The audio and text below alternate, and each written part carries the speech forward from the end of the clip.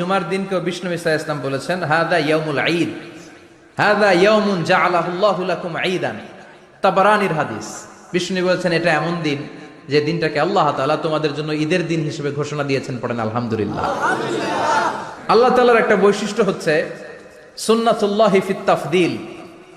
এক এক জিনিসের উপর আল্লাহ এক এক জিনিসকে বৈশিষ্ট্যমণ্ডিত করেন, মর্যাদা দান করেন। ফাদ্দালা জামানান আলা জামান কামা ফাদ্দালা মাকানান আলা মাকান, ইনসানান আলা ইনসান। আল্লাহ ব্যক্তির উপর ব্যক্তিকে প্রাধান্য দেন, আল্লাহ সময়ের উপর সময়কে প্রাধান্য দেন, আল্লাহ স্থানের উপর স্থানকে প্রাধান্য দেন। এটা আল্লাহর সুন্নাত।